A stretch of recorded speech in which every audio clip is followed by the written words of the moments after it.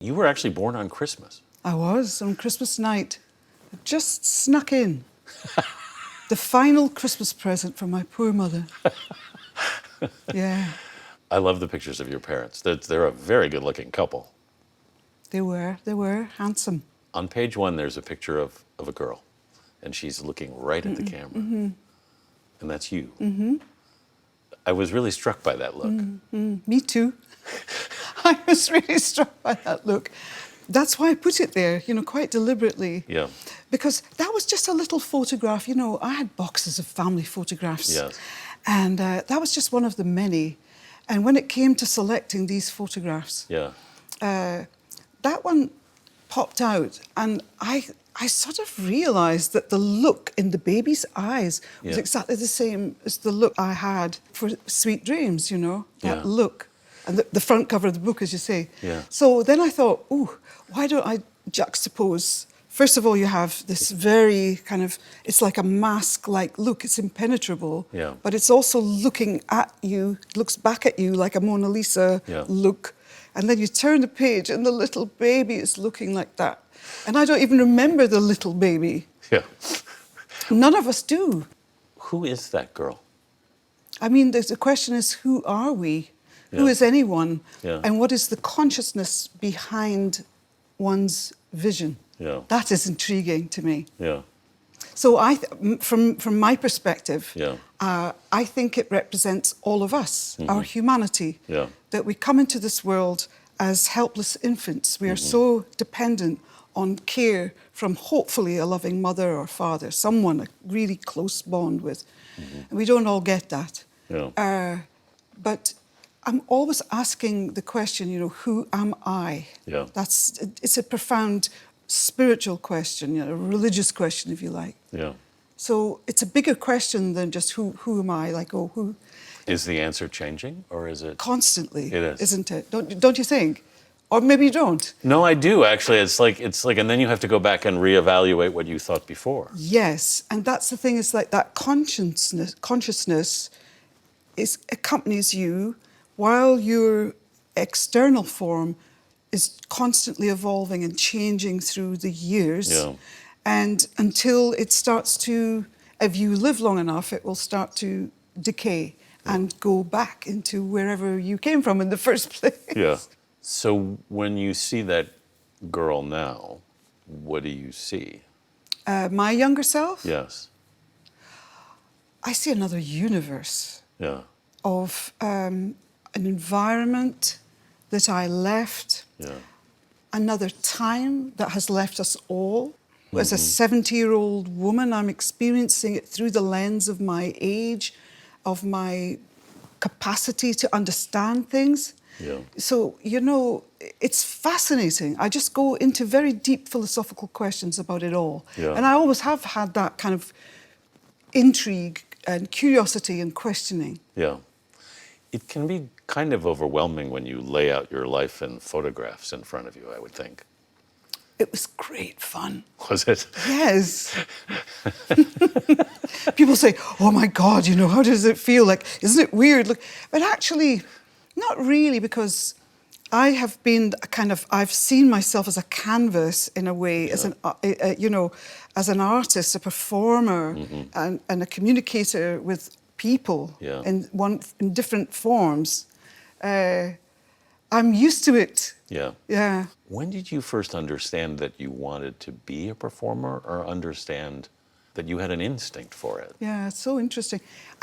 If I try and think back in my memory, there are little strands of moments when I sort of caught on. Yeah. I have a picture. Yeah. This is a funny one. Like, I have a memory, it's very vague. I'm sitting high up somewhere looking down on a stage in the darkness, but it was light, and there's a big shell, like a big scallop shell, and they're playing "There's No Business Like Show," and there was something. It was maybe a school performance or something like that, and maybe I was in a ballet. I don't know, had ballet classes or something very early on. I was tiny. Yeah. And my mother made me a bumblebee. Yes, she made me a striped black and yellow bumblebee costume, and I loved it so much that I used to try to wear it when it was like so many sizes too small. I still wanted to get into it. And I had a little cap with the feelers on. Yes. And I think I got also from the medium of television and radio somehow, all the kids in the neighbourhood, I was brought up in a working class district where all the kids played out in the street together, and we used to hang up a sheet on a washing line. I'm sure this happened many times. The mothers would sit on chairs and we'd do a performance. Yeah. So it's little things like that gets into the brain, you know. Yeah. And you were, from what you say in the book, you were thrifting or going to charity shops from the time you were quite young. Yeah. As soon as I got some pocket money, really, that felt very good because I had something of my own to spend. And I'm just thinking now of the charity shop that particularly was really, really good in Aberdeen. Yeah. And it basically, the stock was basically older ladies who'd passed on and it would have been their estate. Yes. Which is really sort of poignant, you know, because there were the most beautiful pieces of clothing there, you know, beautiful lace gloves and blouses from the 30s and skirts. And, I mean, for me, it was heaven going in there. Did you remember anything special you found? Well, I used to love those 40s jackets with the real sort of, before there was the really big pads, but just really beautifully cut, you know, cinched in at the waist. Yeah. And I had a few beautiful little blouses that, you know, the fabrics from the olden days, the beautiful prints, the quality of, let's say, I'm thinking of chiffon or silk or cotton, it was very different. You don't really get that. I mean, you get very different kind of manufactured things now they're nothing like the equivalent of what they were back in the day. Did you, once you moved to London, from what you say in the book, you actually would buy things at the thrift shops up there and then sell them in stalls down in London? Yes, there was a time when I was doing that because I thought it's a way to make money. You know, I could multiply something that I'd bought for 5 pence or a shilling. This is really old money before decimalisation, I think, even. And I would come down and you could put a zero on that, you know. It's like, okay, so that's good. Because I had nothing, you know. I really had to work for everything I had. Yeah. It was music school that took you to London. Right. The Royal Academy. Yeah. How old were you then? 17. What was it like going to London at 17? Overwhelming. Yeah. Oh, I mean, London had a particular smell that was different. You know, the smell of sort of the fumes of the traffic and the dust. And it's hard to explain, but especially when you lived like in what we call them bedsits. I don't know what people call them here, and maybe we don't have them anymore. I don't know how people live, but like one room with its own little sink and its own little belling, you know, toaster, and a sad single bed and linoleum, we call it. Do you call it linoleum? So, yeah, you know what that is.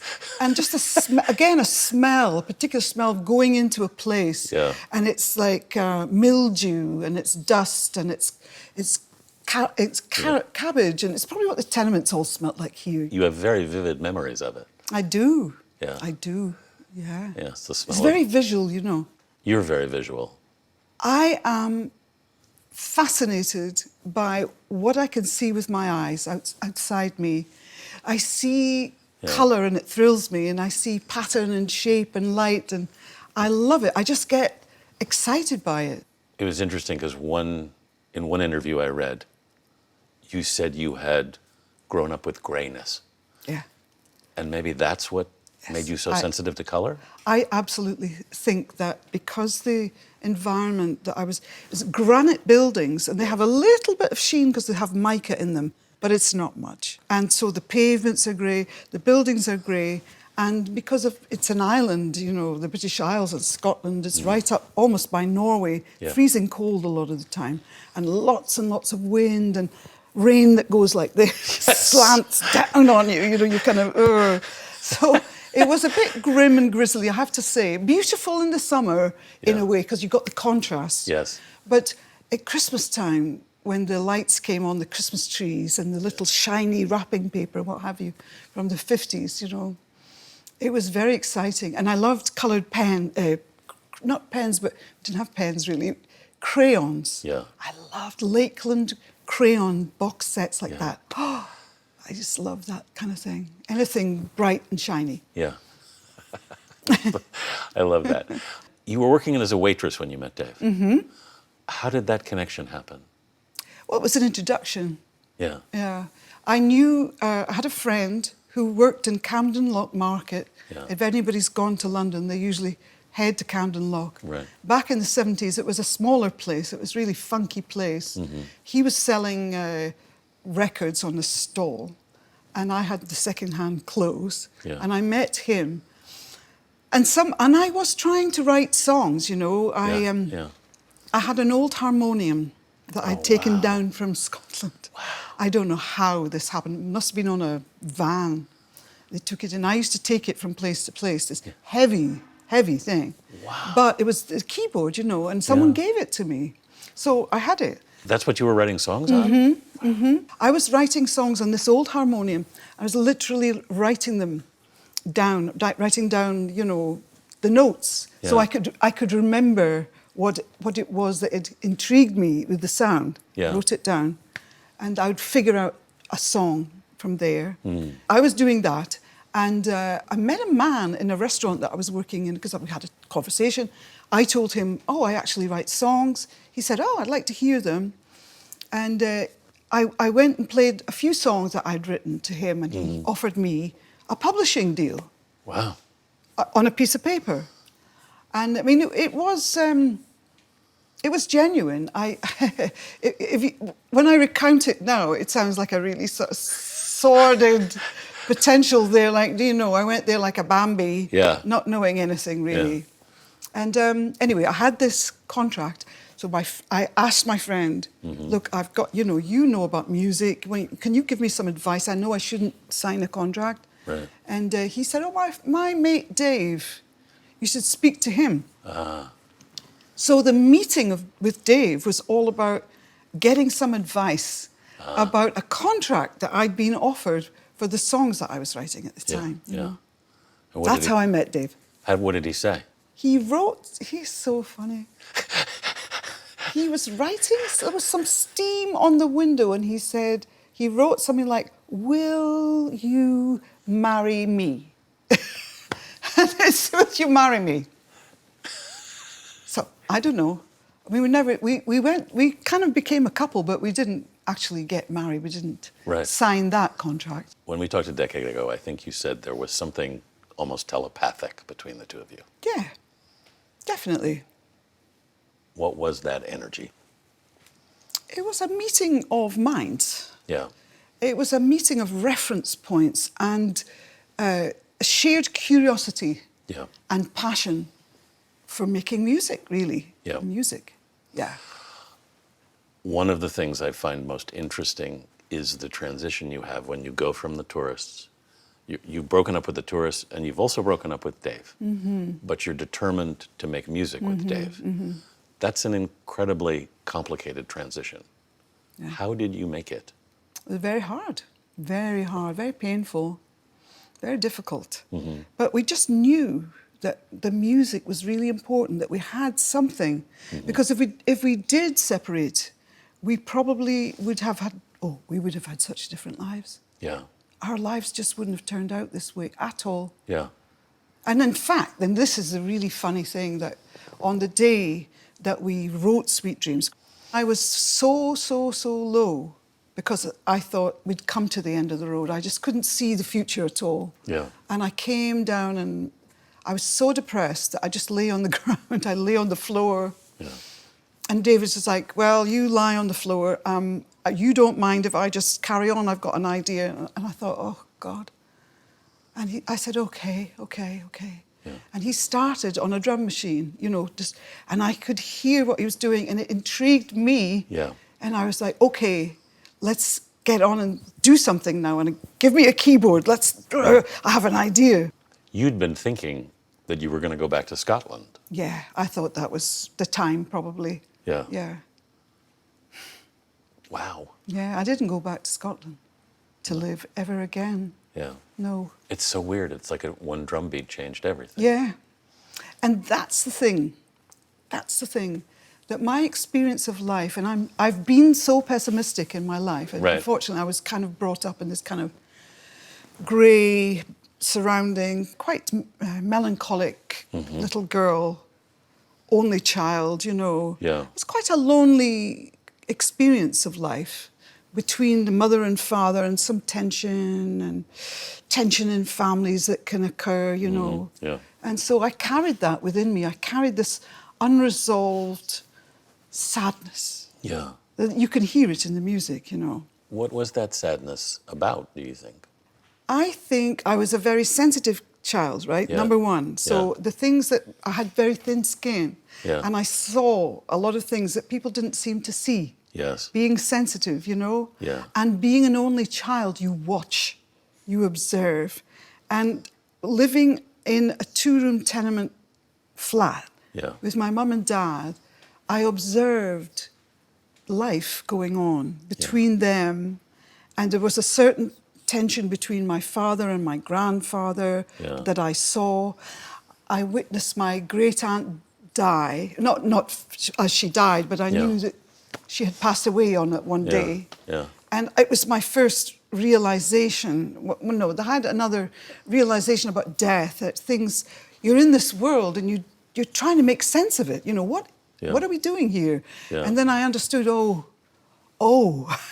there's an end to this. Yeah. And that was shocking, you know, because that unresolved questioning about when am I going to die? How am I going to die? Everything dies. Oh my God, it's, you know, all these things were just roiling around in my mind. Yeah. And I think those are the things that creative people actually are wrestling with. They're the huge questions, aren't they? That, you know, if you're working in the office, you may think about it, or, you know, going to work day in, day out, and you're providing, which is a very important thing to do. You know, you're providing.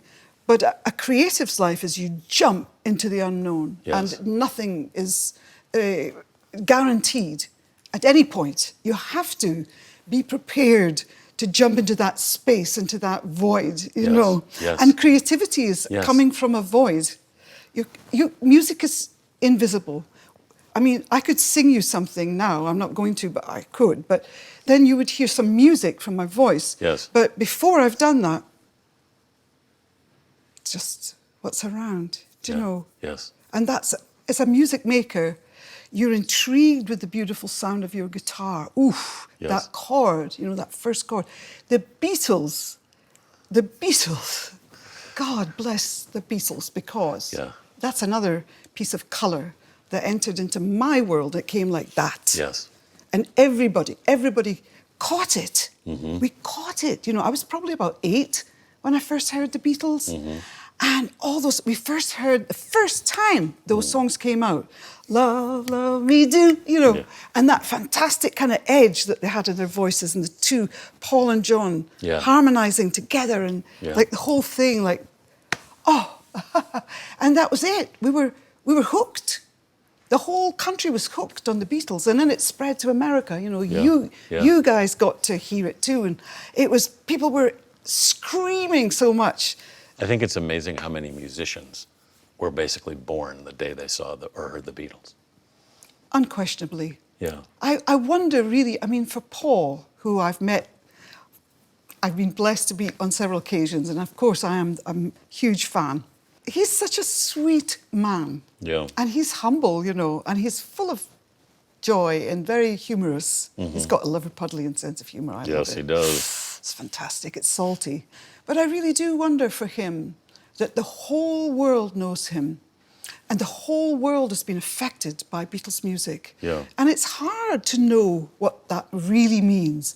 And he handles it with such grace, and he's always like, I know, it's fun. Isn't it fantastic? I've walked up onto a street corner in New York and literally looked over, and Paul McCartney is standing right there by himself, and you're just kind of like, there's a God standing on the corner. He really is. He's sort of something so exceptional. It's almost like if somebody said, there's Mozart or Beethoven standing right there, you know. Someone like the master. It How is. it came, I'm sure you've interviewed him, perhaps. Oh, maybe I have, yeah, you have. a few times. And you've probably asked him those questions. I was fascinated by much the same way you talk about what happened when you met Dave and the sort of artistic energy that came between the two of you. I was fascinated with Paul and John, obviously, and what happened there, because something clearly happened.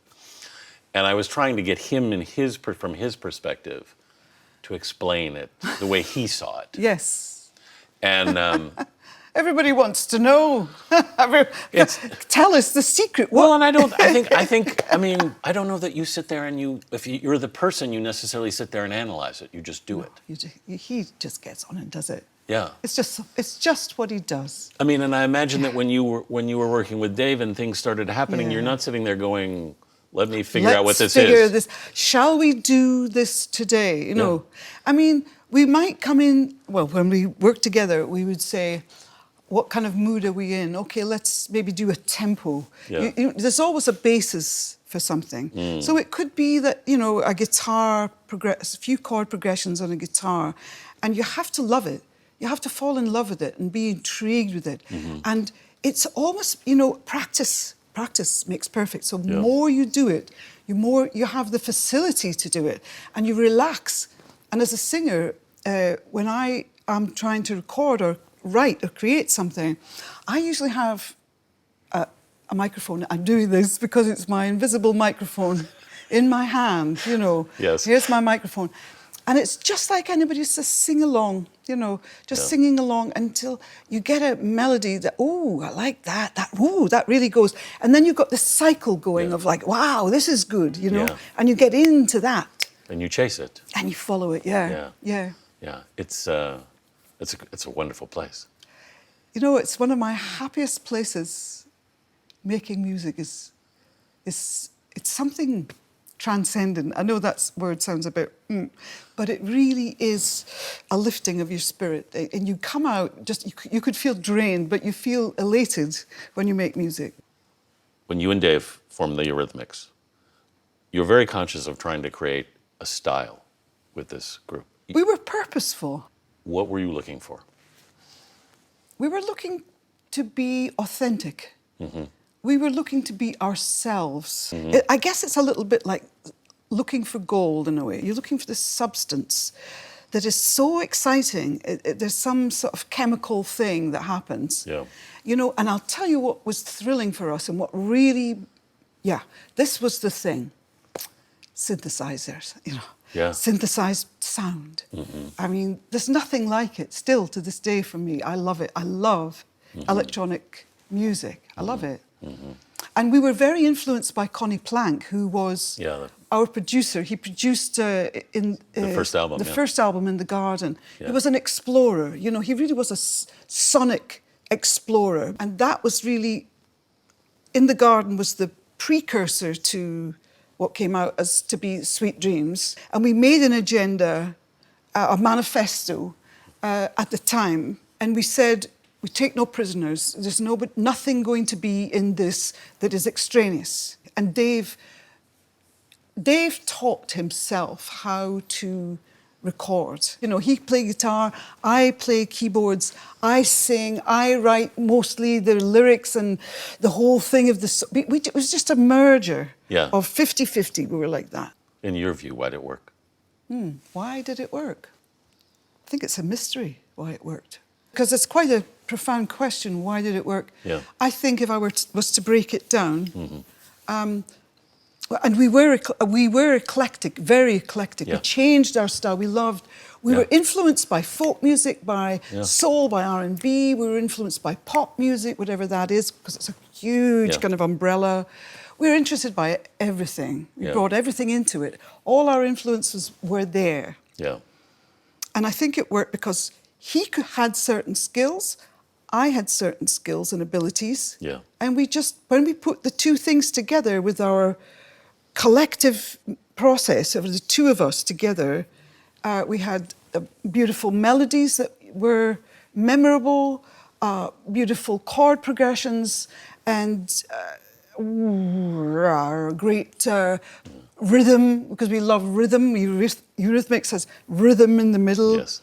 I mean, it's all in there. It's a complex thing, but it's all in there. Well, you talk about how many influences that you had and how much you were changing, and part of as a fan, part of the excitement was to see where you would go. Yeah, I think some people might have thought, why are they doing this? Yeah. But we had to, because we're creative impulsively, intuitively, Yes. and we couldn't just repeat the same thing. We had to explore. We had to push our own boundaries, you know. Yes.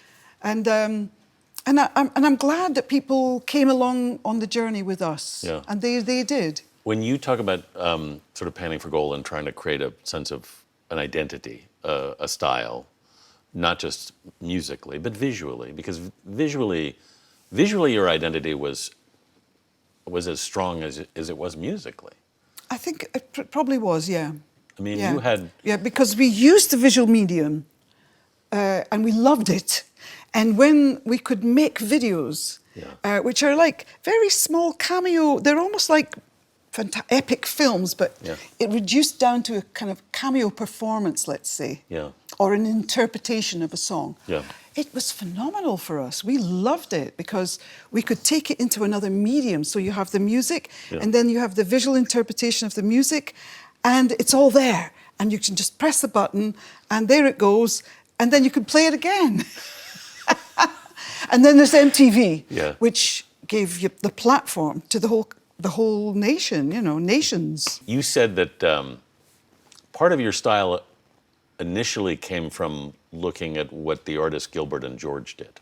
That was an influence, yes, but it was more about the attitude and approach. Yes. We loved Gilbert and George right from the get-go. When Gilbert and George were not the Gilbert and George that we know now, that are just so...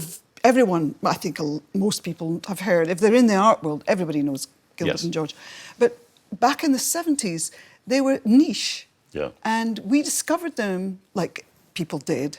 They would leave little calling cards, you know. It was so intriguing that Gilbert and George had their language that they created between the two of them. Yeah. And we would say, oh, we're like them in the fact that there are two of us. Yeah. And we have a kind of a language, and let's make that language, let's really find out what that language is. And if this isn't part of our language, we're not going to use it. Yeah. You love the creative part. You were less enamored ultimately with the touring part. It's hard. Touring takes you away from life, really. Touring is nowadays, and even then, of course, on a smaller scale, I call the entertainment world industrialized entertainment. It's industrialized music. That's how I've understood it. I see entertainment on this massive, massive scale, and the artists have to have so much content and so many exciting things. I appreciate that. This is not a criticism. It is what it is. It's a huge money-spinning phenomena. And I'm sure it's very, very thrilling for the audiences that love that thing. It's almost like a huge circus show. Yeah. But for me, I like this. I kind of have to say I do like the smaller performances. I like to engage with an audience so I can actually see them, that they're not just little tiny dots. I have done that, and I can do it. But anyway, we're talking about touring.